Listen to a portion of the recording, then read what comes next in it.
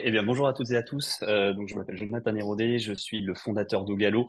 On reviendra sur ce qu'est notre solution en fin de présentation. En deux mots, nous sommes une plateforme de mise en relation dans le domaine du transport équin. Donc, on met en relation des demandes de transport avec des transports professionnels agréés et qualifiés. Avant de commencer, je souhaitais remercier Cathy et le label Écurez de nous donner la parole sur ce sujet qui est finalement assez peu abordé aujourd'hui. Donc le sujet du transport équin et notamment par les professionnels du transport qualifiés.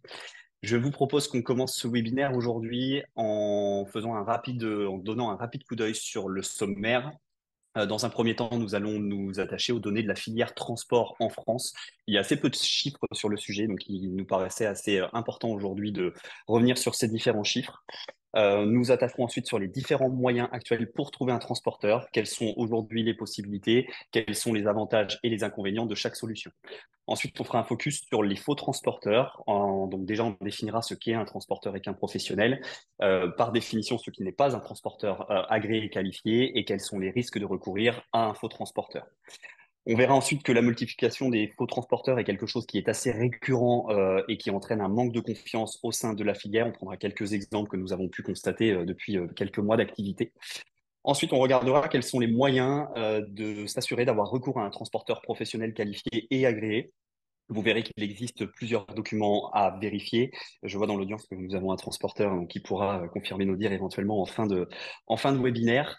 Ensuite, on fera un focus sur les assurances qui sont liées au transport, donc les assurances notamment obligatoires pour les transporteurs, mais également des assurances optionnelles que les clients peuvent souscrire en amont du transport. On fera un rapide coup d'œil sur les différents types de transports, groupés, semi-privés, privés. Si vous avez recours à un transporteur professionnel, c'est des termes que vous allez peut-être pouvoir rencontrer et auquel cas il est important qu'on puisse les préciser. Et ensuite, on vous présentera la solution au galop et comment on va pouvoir répondre grâce à l'application à l'intégralité de ces problématiques. Donc, pour commencer, quelques données sur la filière transport en France. Alors, sachez que déjà, pour commencer, dans un premier temps, toutes les données que vous allez voir dans cette présentation sont issues principalement de deux sources. La première source est donc l'IFCE. Donc, ce sont des données publiques de la filière 2023 sur l'année 2022. Ce sont les données les plus récentes que nous avons réussi à obtenir. C'est un document, s'il vous intéresse, que nous pouvons vous transmettre en fin de présentation. La deuxième source est l'enquête réalisée par Horse Développement. Horse Développement, c'est une agence marketing spécialisée dans le domaine équin. Avec laquelle nous avons travaillé. Sa fondatrice s'appelle Alice Monnier.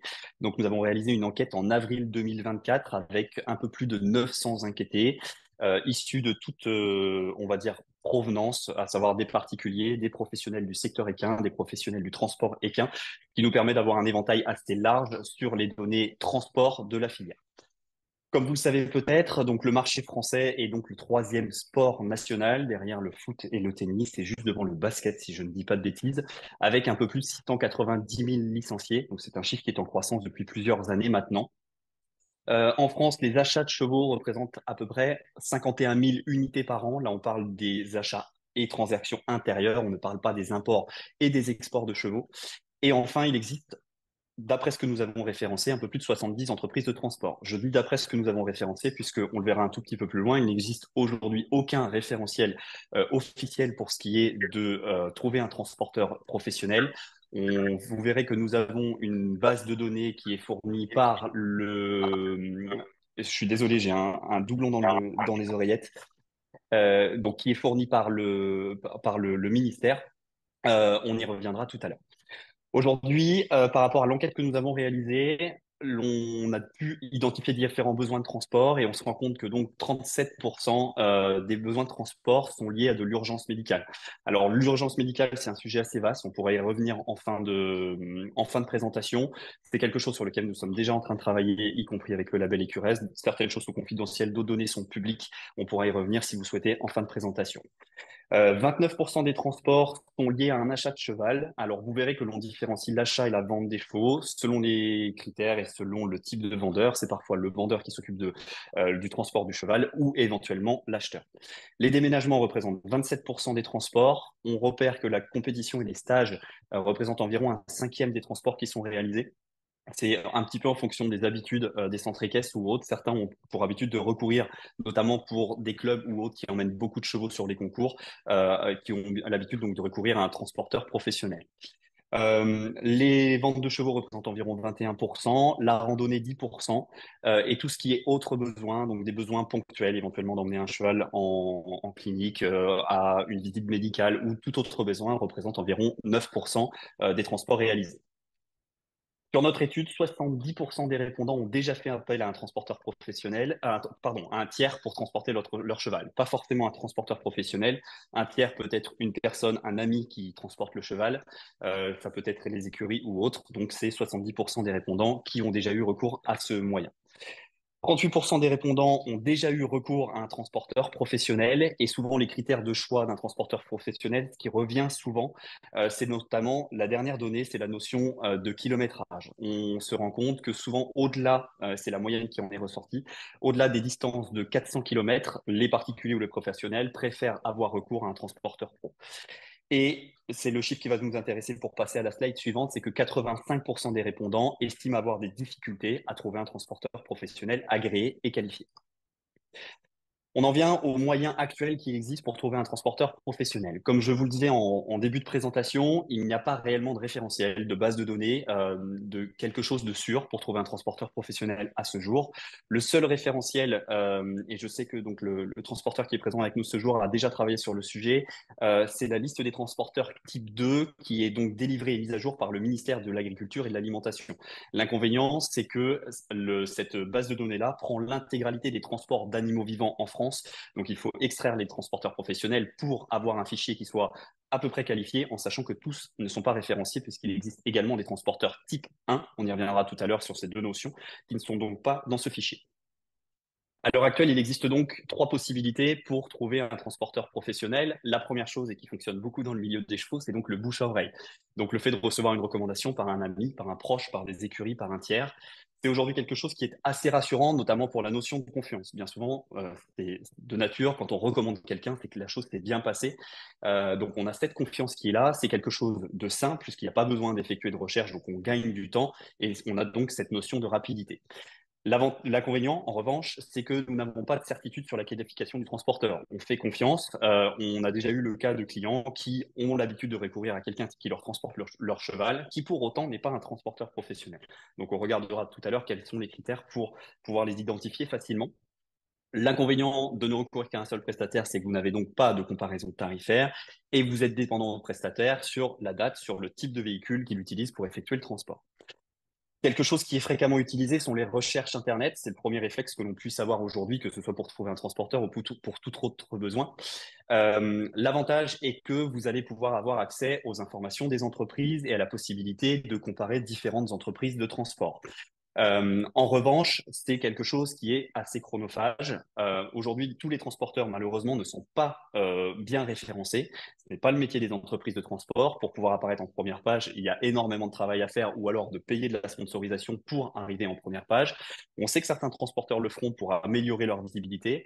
En revanche, d'un point de vue utilisateur, c'est quelque chose qui est quand même assez complexe dans la mesure où vous êtes dans l'obligation de remplir un formulaire sur chaque site transporteur. Les transporteurs vont recevoir votre demande de devis, vont ensuite vous adresser un devis, alors soit en bonne et due forme, soit de façon assez rapide pour pouvoir gagner du temps. Et c'est quelque chose que vous serez obligé de répéter autant de fois que vous souhaitez de devis de transporteur. Le deuxième inconvénient, c'est que vous n'avez malheureusement donc pas accès à tous les transporteurs et que les transporteurs que vous allez trouver ne sont pas forcément ceux les plus proches de vous. On reviendra tout à l'heure sur ces notions de trajet groupé, privé et semi-privé. En effet, si un transporteur du sud doit se rendre jusqu'à chez vous, il est parfois probable que vous soyez dans l'obligation de payer ce trajet aller. On y reviendra sur les différents types de transports tout à l'heure.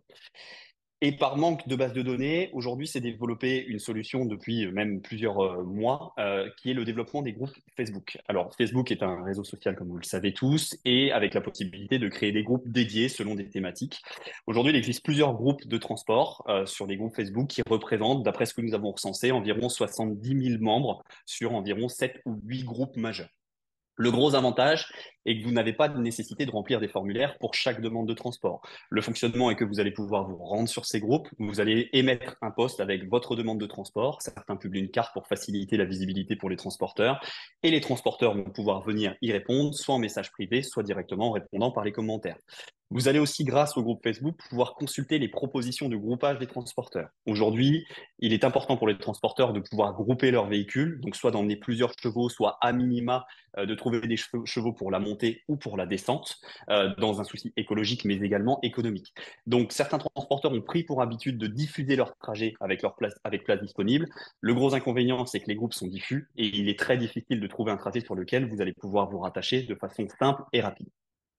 Le gros inconvénient des groupes Facebook, et on en parle quasi quotidiennement avec nos transporteurs partenaires, c'est l'absence d'administration de la part de ces groupes.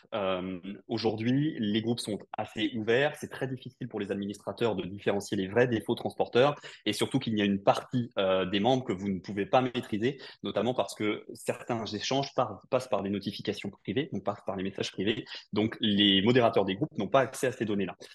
Forcément, ces groupes Facebook encouragent le développement des faux transporteurs. Vous allez voir juste après que nous avons différents types de faux transporteurs que nous avons pu identifier et qui, du coup, varient les risques auxquels vous allez être liés et être confrontés vis-à-vis de ces transporteurs.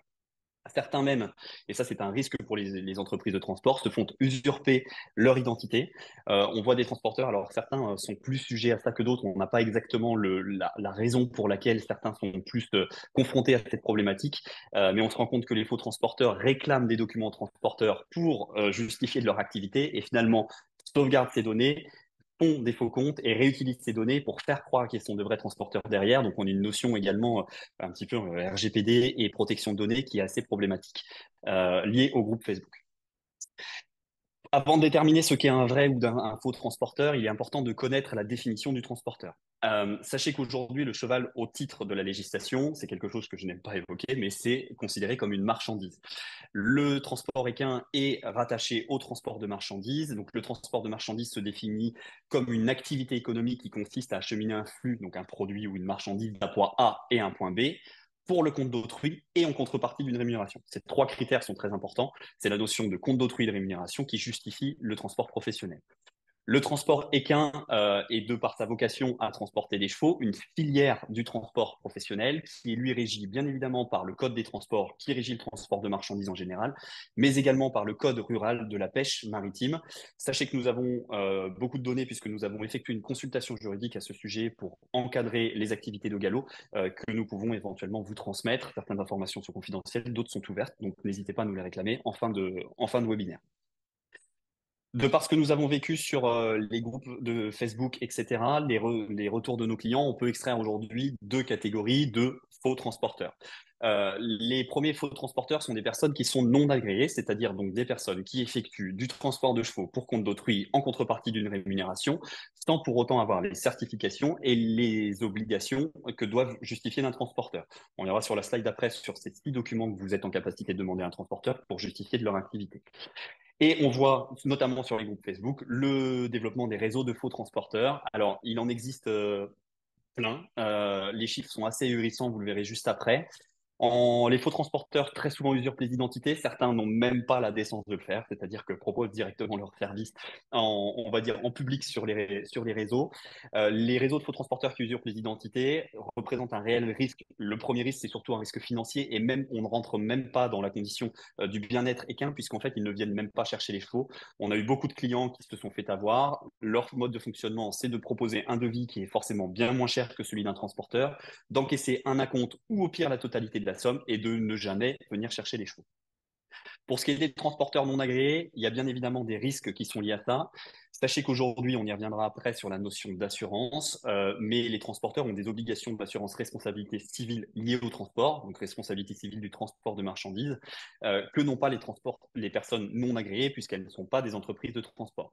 Donc la première problématique est l'absence d'assurance et donc l'absence de recours en cas de sinistre. C'est malheureusement des choses qui peuvent arriver. On a vu ce gros crash sur l'autoroute, malheureusement horrible très récemment. Donc, c'est des choses qui peuvent arriver, donc à prendre en considération. La deuxième problématique peut être liée à la mise en danger des chevaux et au bien-être du cheval. Les transporteurs sont des personnes qui sont habituées à charger les chevaux, à leur mettre des protections, à décharger les chevaux, à adapter surtout une conduite qui soit responsable, souple et adaptée pour le transport des chevaux. Qui plus est, leurs véhicules sont également dans l'obligation d'être adaptés pour ça, notamment par rapport à des sondes de température. Donc, les transporteurs non agréés, au-delà de l'illégalité, peuvent également représenter un danger pour le transport de vos chevaux. Quelques données importantes sur la multiplication des faux transporteurs. Donc, on se rend compte, de par notre étude, que 78% des personnes qui demandent un transport ont déjà eu recours ou été confrontées à un transporteur non qualifié. Donc, c'est 4 cinquièmes, donc c'est plus de 3 quarts des demandeurs qui ont déjà rencontré cette problématique. 40% des demandes de transport aujourd'hui se concluent sur Facebook. Donc, c'est la raison pour laquelle on insiste beaucoup aujourd'hui sur les groupes Facebook. C'est vraiment la seule place de marché qui existe, que ce soit en France et même en Europe. Il n'existe pas de plateforme purement dédiée pour le moment. Il existe une plateforme en Allemagne qui propose des services équivalents à ce que nous allons pouvoir proposer, donc qui centralise les demandes de transport. Aux États-Unis, c'est la même chose. Les demandes de transport passent par Facebook Marketplace. C'est le seul moyen de rencontrer facilement un transporteur. Donc forcément, c'est quelque chose qui encourage le développement des réseaux de faux transporteurs. Par rapport à nos retours clients, et nous nous sommes également fait passer pour des clients en effectuant des demandes de transport, on se rend compte qu'en moyenne, selon le type de trajet, on peut obtenir entre 25 et 30 réponses de transporteurs sur les groupes Facebook. C'est quelque chose qui est un petit peu en baisse puisque de nombreux transporteurs n'utilisent plus les groupes Facebook justement à cause de ces réseaux de faux transporteurs. Et c'est sur 25 à 30 demandes, en moyenne, ce sont 17 réponses de faux transporteurs. C'est-à-dire que plus de 50% des répondants ne sont pas des transporteurs agréés et qualifiés. Forcément, cela a un impact sur l'activité des transporteurs professionnels en tant que tel, puisque seulement 20% des devis proposés les transporteurs sont acceptés. Donc, c'est un chiffre qui est très bas. Les transporteurs proposent énormément de devis. C'est également une perte de temps pour eux, puisque aujourd'hui, ils sont obligés, très souvent, les clients réclament les documents pour justifier leur activité. C'est quelque chose qui est chronophage, donc c'est finalement néfaste pour les demandeurs de transport, mais également pour les transporteurs. Les personnes qui sont à la recherche d'un transport estiment à 88% qu'ils ont des difficultés à trouver un transporteur professionnel pour les trois causes qu'on a évoquées tout à l'heure sur les difficultés notamment de trouver les transporteurs proches de chez eux et la confrontation aux faux transporteurs. 57% des demandeurs passent plus d'une heure à trouver un transporteur professionnel. Ensuite, on vient la comparaison de devis, les échanges avec les transporteurs, etc. Donc, c'est vraiment quelque chose qui est chronophage. 77% d'entre eux pensent avoir recours à un transporteur professionnel dans l'année à venir. Donc, on repère que sur 900 personnes, c'est quand même une part très importante du panel qui aurait besoin d'un transporteur.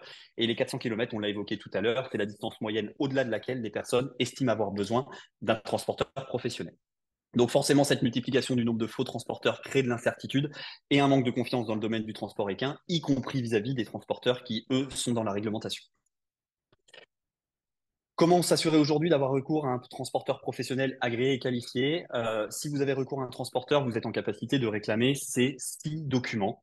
Le premier, c'est l'autorisation de transport type 1 ou type 2. Alors, le type 1 ou type 2, c'est simplement une différence réglementaire sur la durée du voyage. Pour faire très simple, on pourra revenir plus en détail tout à l'heure. Le type 1 va concerner des transports d'une durée inférieure à 8 heures et le type 2 des transports d'une durée supérieure à 8 heures.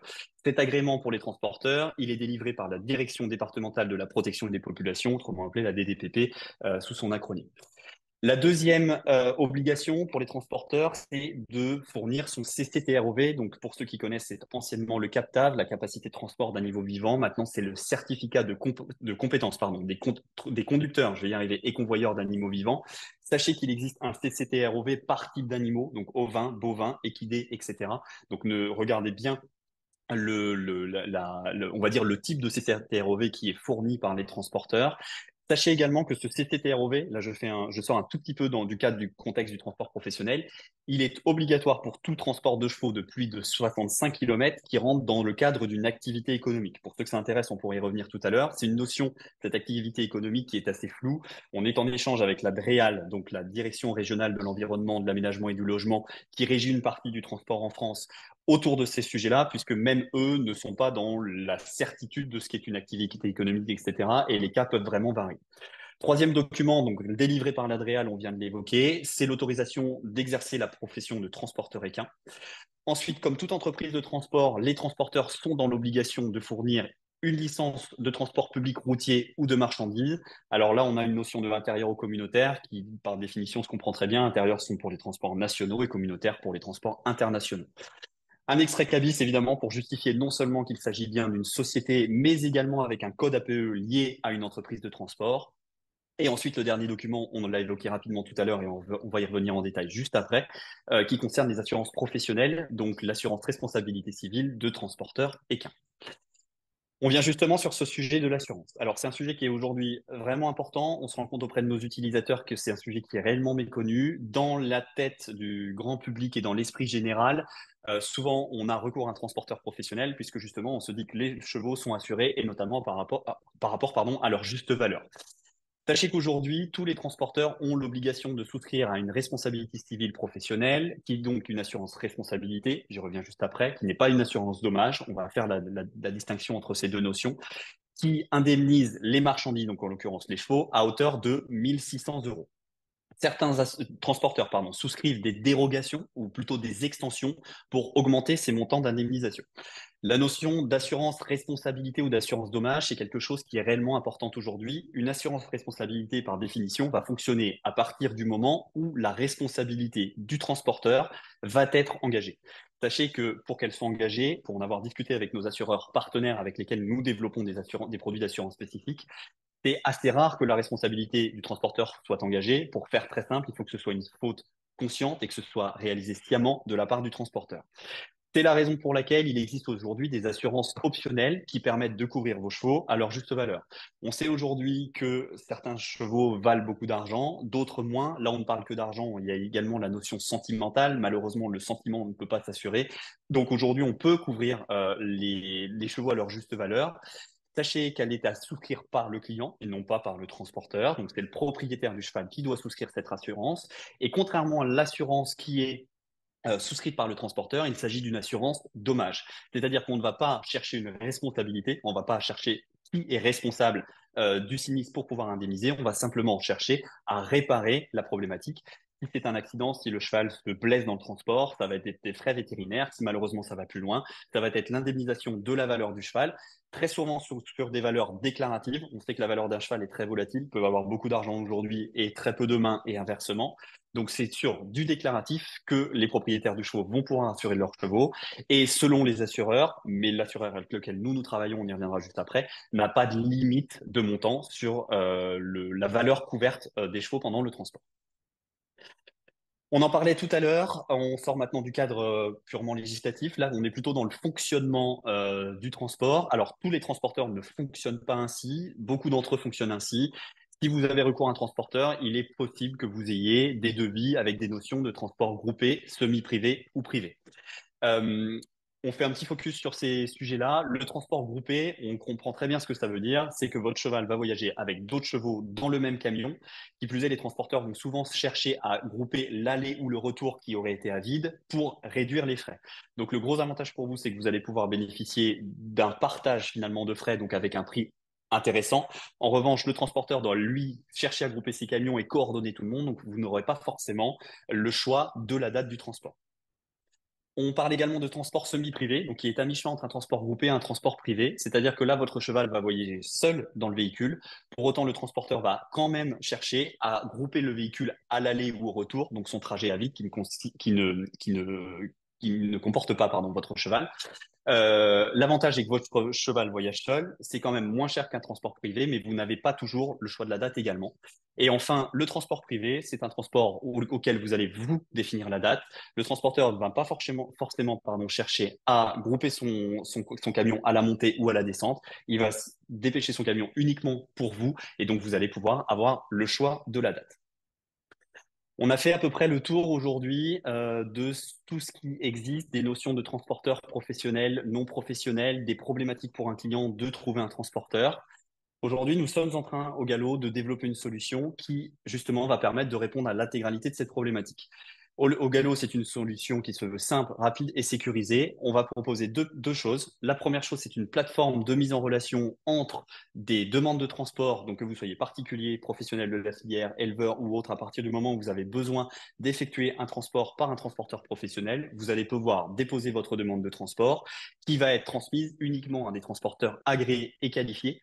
Et pour ces derniers, on va également un petit peu plus loin. On va proposer un outil de gestion d'activité complet qui permet aux transporteurs d'aller du devis jusqu'à la facturation et donc de gérer l'intégralité de son activité. Les transports professionnel, c'est vrai que on en a parlé, hein, c'est une sous-filière du transport de marchandises. Il existe de nombreux logiciels de transport de marchandises, mais aujourd'hui, pas d'outils logiciels dédiés à cette branche d'activité. Sachez que donc tous les transporteurs qui sont inscrits sur la plateforme seront tous agréés, certifiés, qualifiés. C'est pour nous une barrière à l'entrée. On met un point d'honneur sur ce sujet-là. Nous avons été labellisés par le Polypolia sur ce sujet-là, donc comme plateforme de mise en relation. Donc nous avons des obligations. On a également des obligations et des engagements vis-à-vis de l'Adréal. C'est des choses sur lesquelles nous sommes surveillés. C'est notre promesse également. Donc tous les transporteurs qui vont pouvoir vous proposer des devis seront certifiés, agréés, qualifiés. C'est une barrière à l'entrée. Ils ne pourront même pas accéder à l'application tant que nous n'aurons pas l'intégralité des documents et que les documents soient à jour. Pour l'utilisateur, ça va être très simple. On répond à toutes les problématiques et tous les sujets qui permettent aujourd'hui de trouver un transporteur. Vous allez effectuer une demande unique en quelques clics avec un lieu de départ, un lieu d'arrivée. On a également une connexion au lien SIR, donc qui va vous permettre de taper le numéro de votre cheval et d'importer les données importantes pour le transporteur, qui va donc vous permettre d'identifier vos chevaux. Et votre demande de transport va être diffusée à l'intégralité des transporteurs inscrits sur la plateforme. Les transporteurs auront libre choix, bien évidemment, de vous proposer des devis ou non, selon votre zone géographique. Certains travaillent très localement, d'autres de façon plus nationale, voire même européenne, on y viendra plus tard. Ce qui pour vous va vous permettre d'obtenir facilement plusieurs devis sans aller remplir X formulaires et donc d'effectuer votre choix parmi des dizaines de prestataires à terme.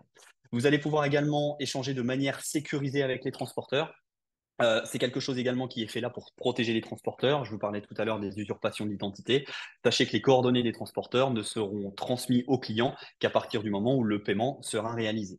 Le paiement, quant à lui, fonctionne via une plateforme sécurisée. C'est quelque chose qui est très démocratisé aujourd'hui sur toutes les plateformes type Airbnb ou autres. Nous fonctionnons avec Stripe, donc un partenaire de paiement, et éventuellement, même à terme, pardon, pas éventuellement, nous allons proposer du paiement en 3 fois sans frais. On sait que petit focus sur ce sujet. On sait que le panier moyen est assez important, ce qui peut permettre éventuellement à certains qui hésitent aujourd'hui de recourir tout de même à un transporteur professionnel.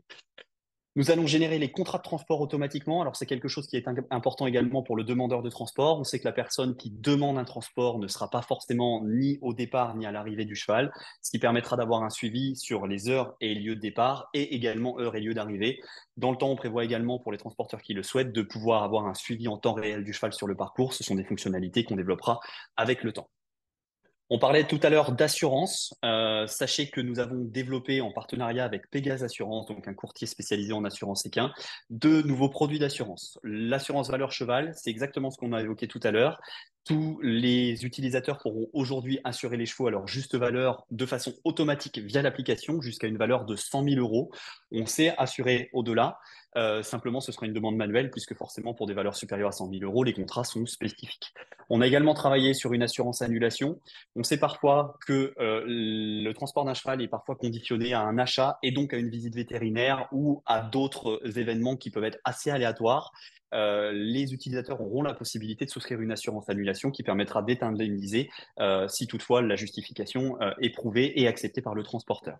Et enfin, comme toute plateforme communautaire, mais pour encore plus de confiance au sein de la communauté, on aura une notion d'avis bilatéraux et de notation des transporteurs pour encore renforcer le sentiment de confiance vis-à-vis de ces transporteurs.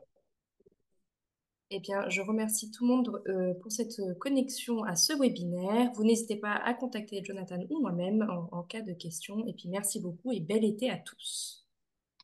Merci à vous, excellente Merci. journée. Au revoir.